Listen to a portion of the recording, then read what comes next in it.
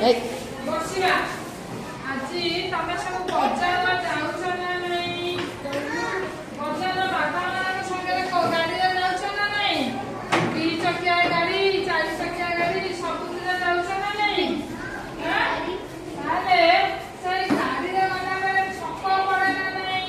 ଚାରିଆଡ଼କୁ ବାଟ ଥିବ, ଗୋଟେ ଛକ ପଡ଼େ ନା ନାଇଁ?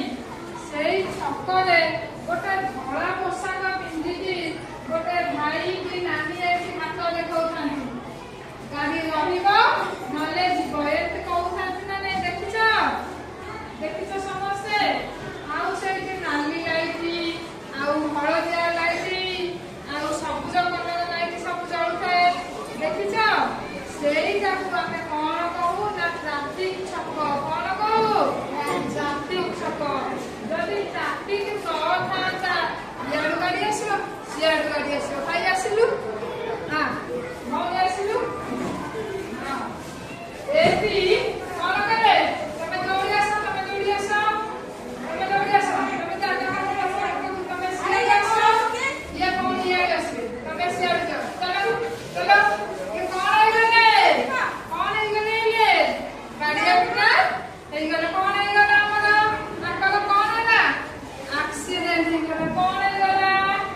ଆକ୍ସିଡେଣ୍ଟ ହେଇଗଲା।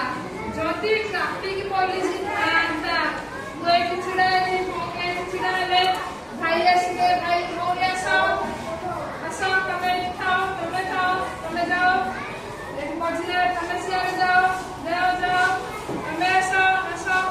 ଏବେ ଆଉ ଆକ୍ସିଡେଣ୍ଟ ହେଲା? ଏବେ ଆଉ ସେମାନେ ଧକ୍କା ହେଲେ?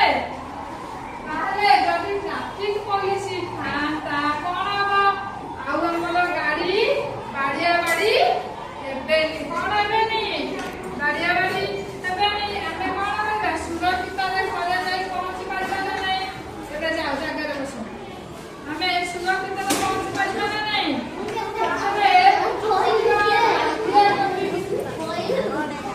ନାଲିଆ ଗତି କରିଲେ ଆମେ କଣ କରିବା? ନାଲିଆ ଗତି ମାନେ କଣ? ରହିବା, ଡେଞ୍ଜର। କଣ? ଡେଞ୍ଜର, ରହିଯିବା।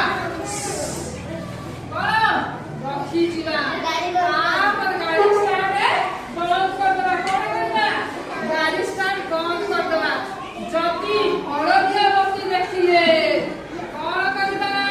ଗାଡ଼ିଟା ଷ୍ଟାର୍ଟ କରିକି ଘୁଁ କରିକି ଛିଡ଼ା ହେବା, ଅପେକ୍ଷା କରିବା। ନାଇଁ, ଯେତେବେଳେ ସବୁଜ ବତି ଜଳିଲା କଣ ହବ? ପଳେଇବା। କଣ କରିବା? ପଳେଇବା। ପୁରା ଜୋର